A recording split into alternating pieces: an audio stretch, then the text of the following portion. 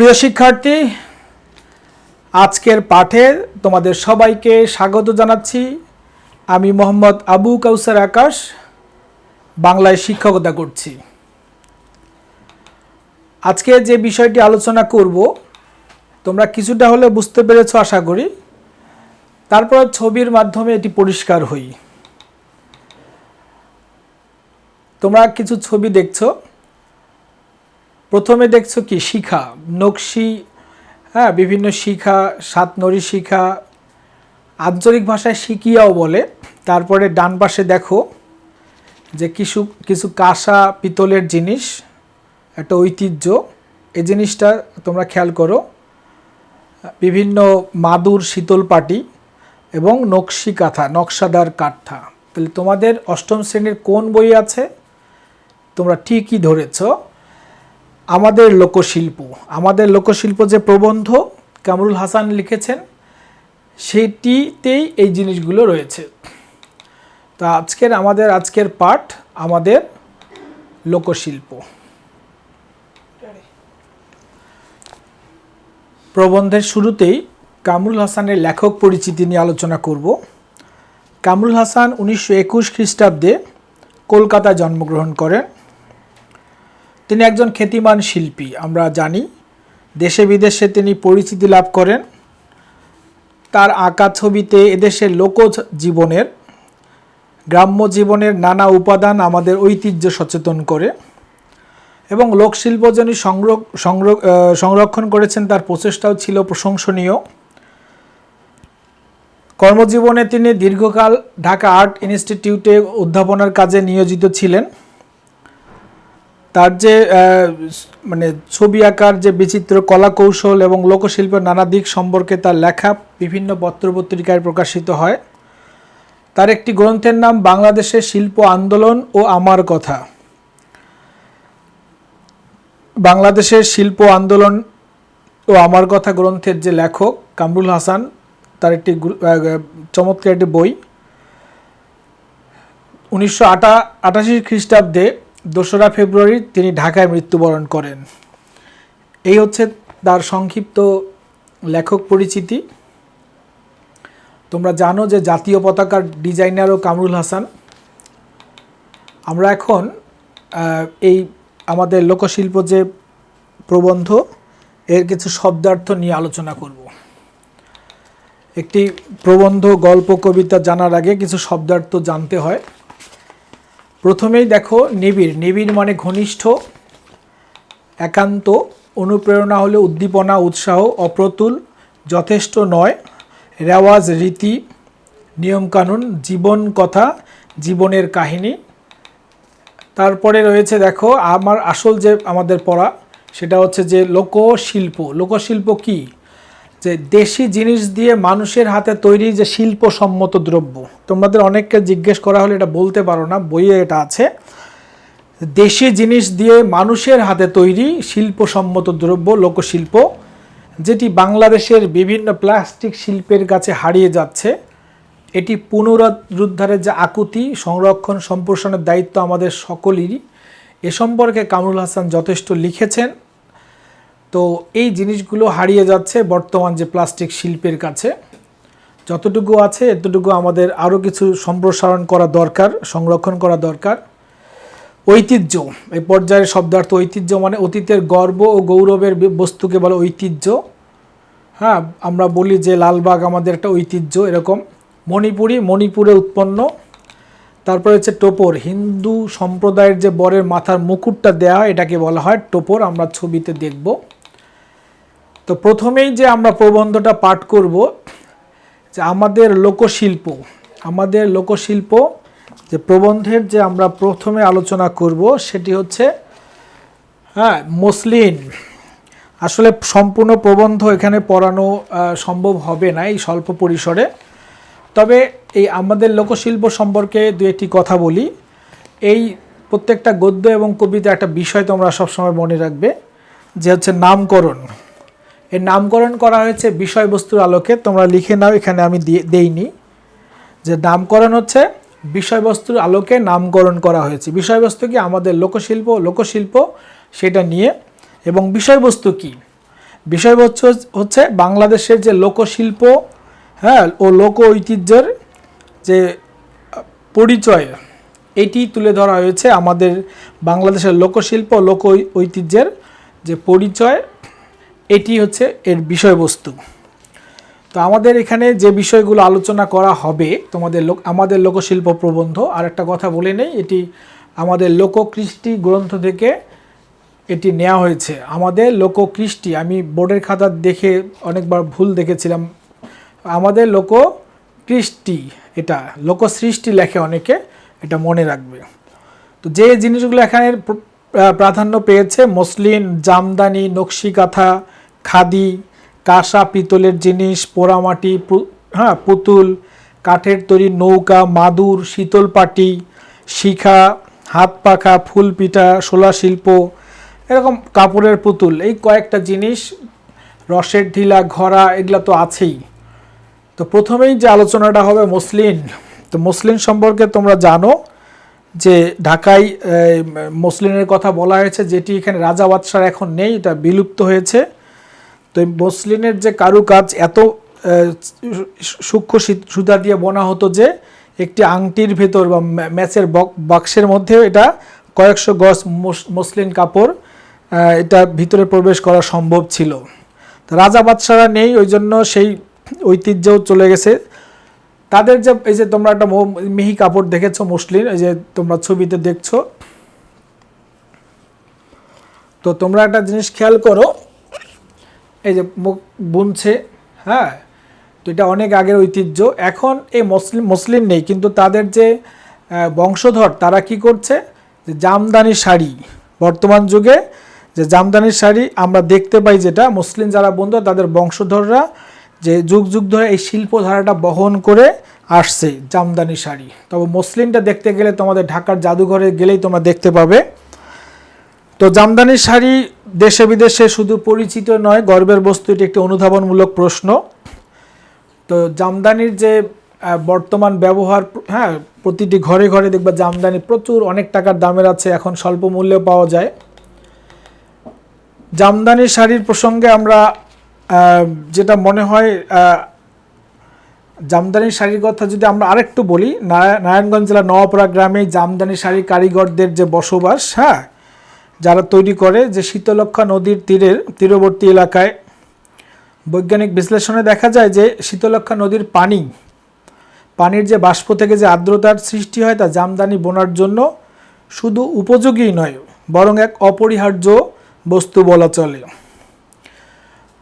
তো যাই হোক, এখানে বইয়ে তোমাদের উল্লেখ করা আছে, পূর্বা ভৌগোলিক অবস্থান, আবহাওয়া এবং পরিস্থিতির জন্য শুধু অতীতের তাঁতিদের তাঁত শিল্পই নয়, বর্তমানে বড় বড় কারখানাও গড়ে উঠেছে এই শীতলক্ষ্যা নদীর পাড়ে।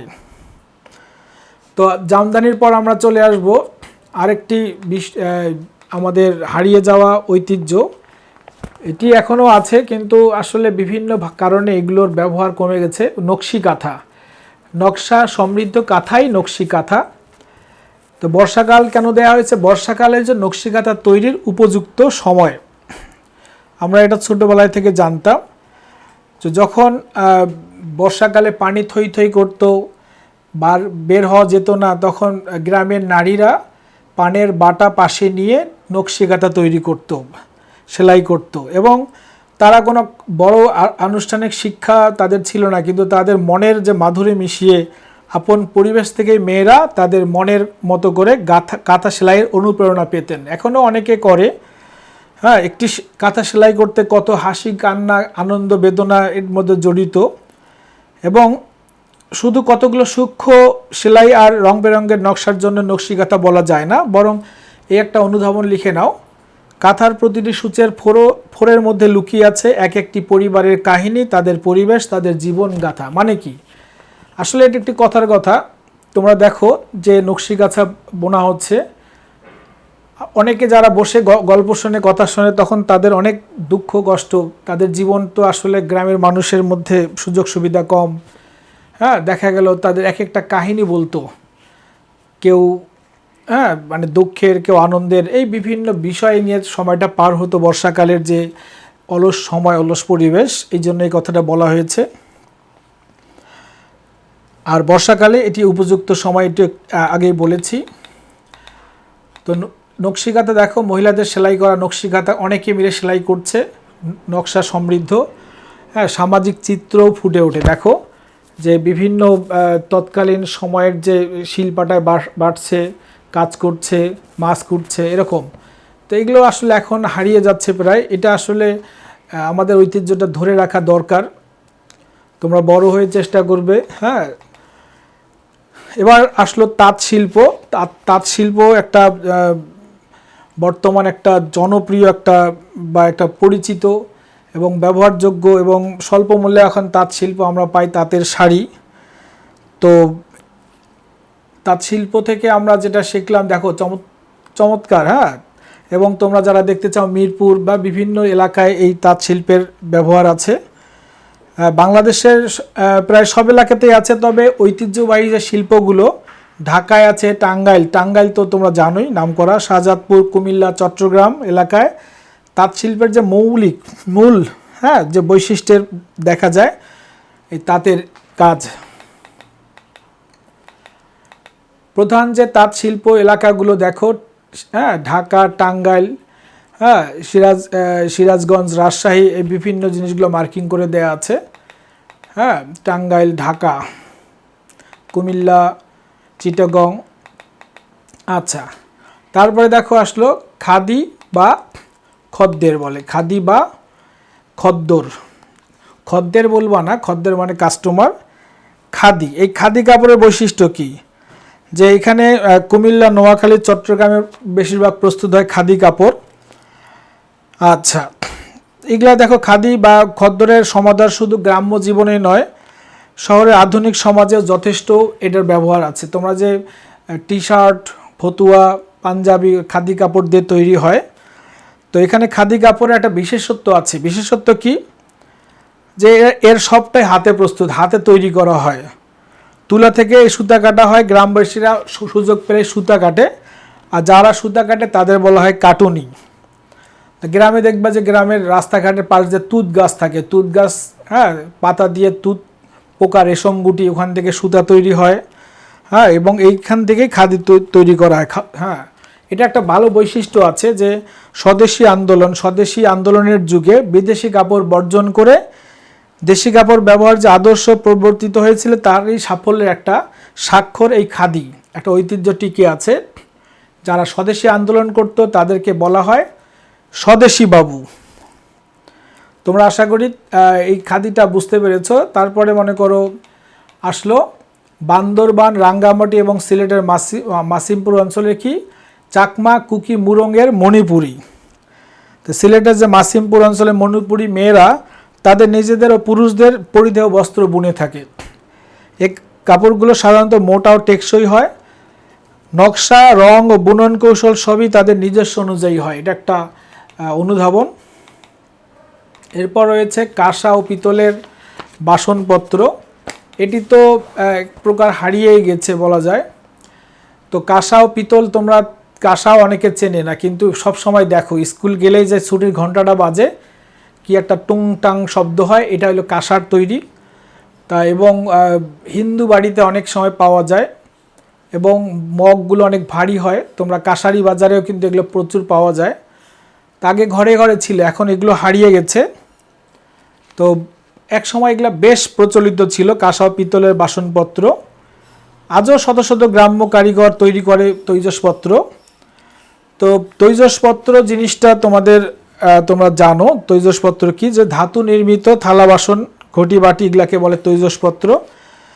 তো এখানে তৈরি করার যে সিস্টেম বইয়ে দেয়া আছে, ধীরে ধীরে, হ্যাঁ, প্রথমে মাটির ছাঁচ, এই যে মাটির ছাঁচগুলো দেখো তোমরা, হ্যাঁ, ডিভাইস, হ্যাঁ, মাটির বিভিন্ন ছাঁচ আছে, হ্যাঁ, এটাকে বলে, এটার মধ্যে দেয়া হয়।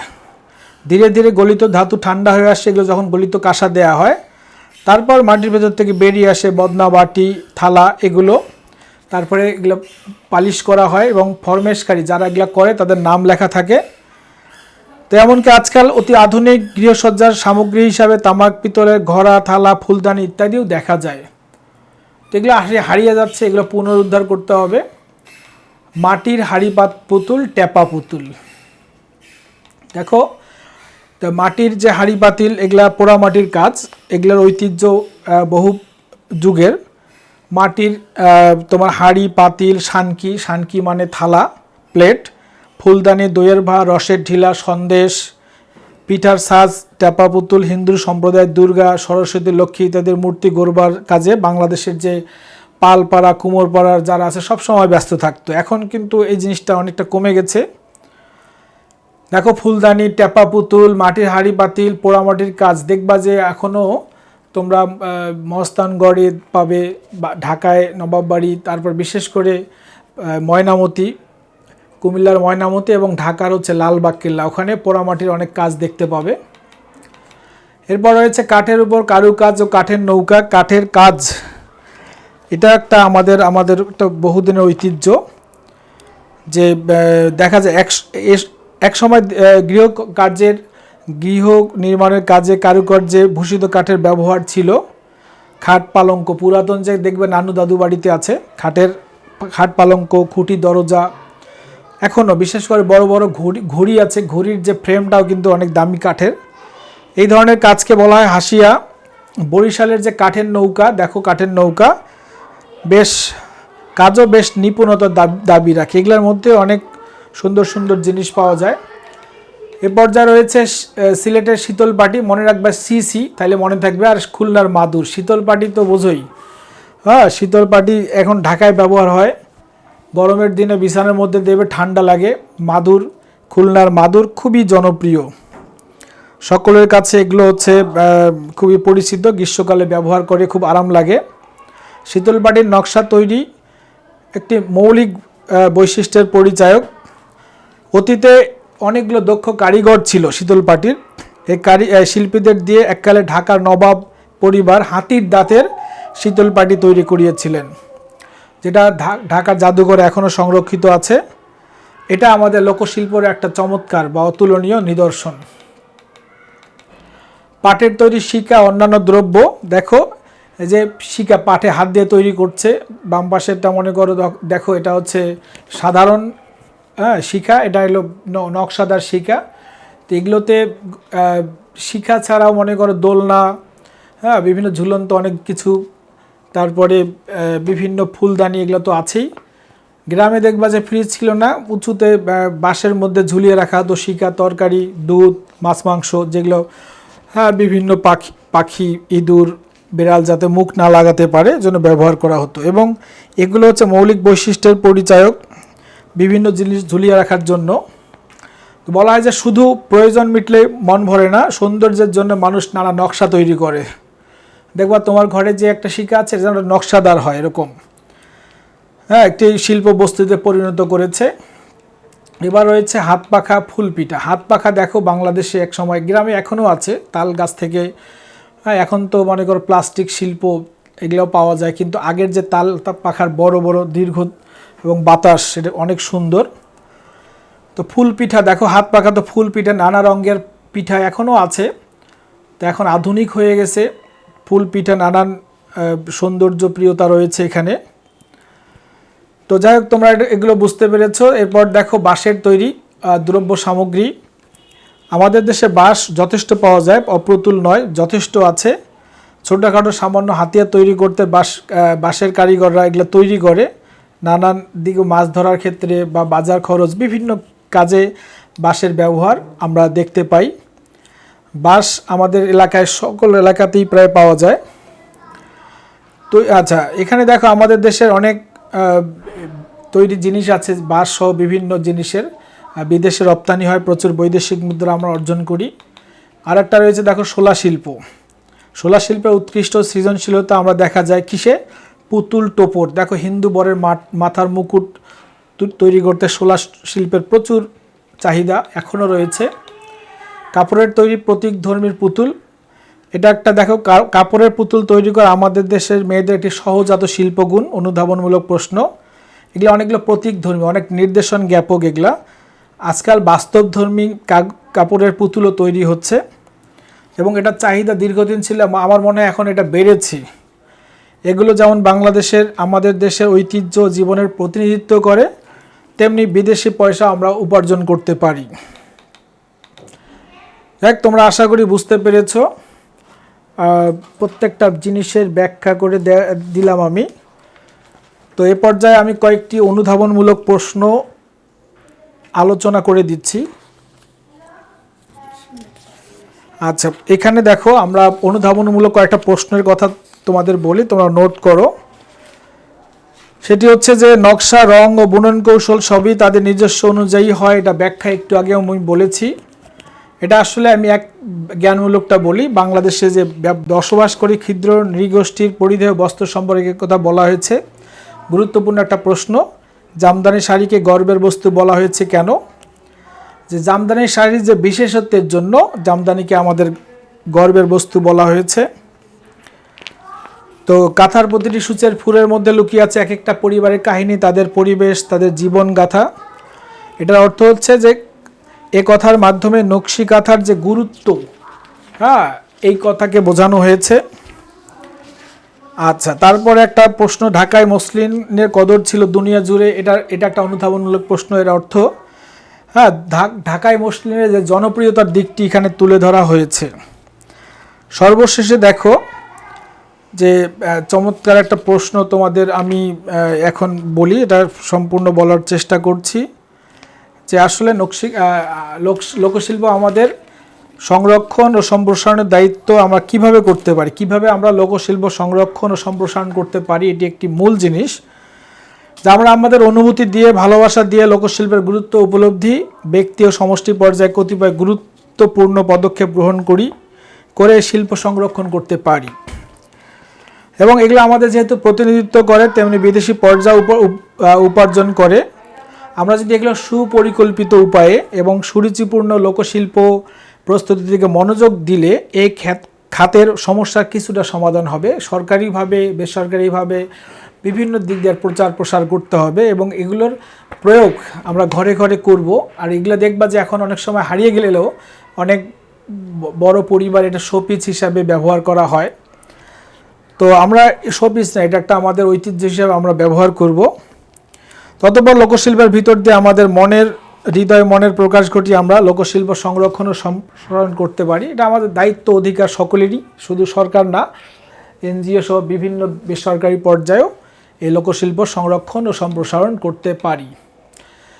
তো এত সংক্ষিপ্ত সময়ে এটি সম্পূর্ণভাবে পড়ানো খুবই সম্ভব নয়। তারপরে আমি প্রত্যেকটা যে বিষয় আলোচনা করে দেওয়ার চেষ্টা করলাম। আশা করি তোমরা আমাদের লোকশিল্প প্রবন্ধটি কিছুটা হলেও অনুভব করতে পেরেছো। তোমাদের যদি ভুলে যাও, ভিডিওটি আবার দেখবে। আর যারা তোমরা আজকে ক্লাসটি দেখেছো, আমার চ্যানেলটি সাবস্ক্রাইব করেছো, তাদেরকে অসংখ্য ধন্যবাদ। যারা করনি তাদের ভালো লাগলে তোমরা অবশ্যই সাবস্ক্রাইব করবে পরবর্তী ভিডিও পাওয়ার জন্য।